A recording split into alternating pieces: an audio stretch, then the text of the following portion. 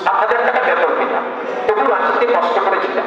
একটু আগেই তোমাদের কথা আলোচনা করছিলেন তো বলছি অ্যাপ্রেন্টিসের চাকরিটা যখন ওনার যে পোস্টটা ছিল, ওনার হায়ার যে অথরিটি, তার কথা ভাবতাম, যেহেতু 35,000 টাকা বেতন পায়, আমি 8,000 টাকা পাই, ওনার কি কাজ?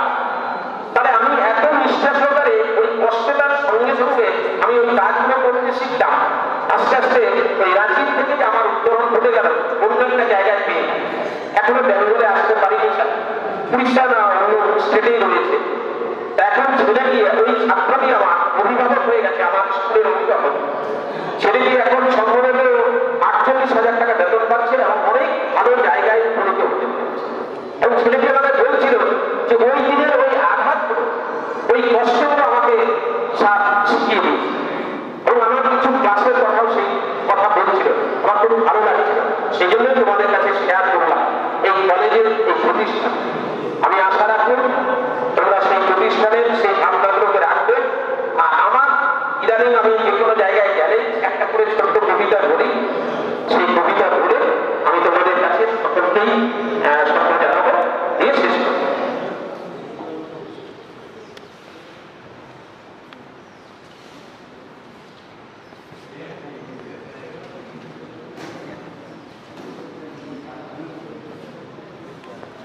আজকে দিনে আমাদের আশা সঞ্চার করতে হবে। এই আশা নিয়ে আমি একটা ছোট্ট কবিতা লিখেছি। দেখতে দেখতে পথ চলতে চলতে দিন রাত্রে সময় কমে আসে, গন্তব্যের পথ একদিন চলে যেতে হবে কোনো, তার সময় সবার কিন্তু অজানা। দুঃখ কষ্ট বেদনা হতাশা সুখ কষ্ট ভালোবাসা আনন্দ সব মিলিয়ে যাবে বয়ে চলা স্বপ্নের গড়ি গড়ি সম্পদ। জীবনকে আঁকতে থাকে অহর্নিশি, একটা সময় সীমারেখা সবকিছু থামিয়ে দেয়, আঁকড়ে ধরে সব করে দেয় আমাদের গতিকে, চলন্ত গাড়ি থেমে যায়।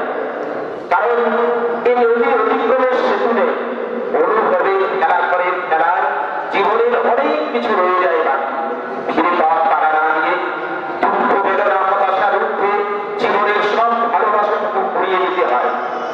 সুখ আনন্দ প্রেম প্রীতি যা আছে তা ছড়িয়ে দিতে হয় সবার মাঝে।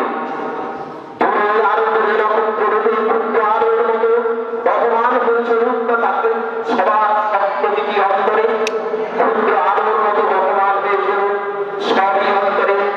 সর্বশক্তিমান জগতের যা কিছু ভালো তার বীজ যেন বপন করে দাও এই সমস্ত আত্মদীপের অন্তরে। আমরা প্রার্থনা জানাই মঙ্গলময়ের কাছে। এই মঙ্গল প্রদীপ আমরা যখন জ্বালিয়েছি, সেই আর কয়েকদিন পরেই শারদ উৎসব শুরু হবে।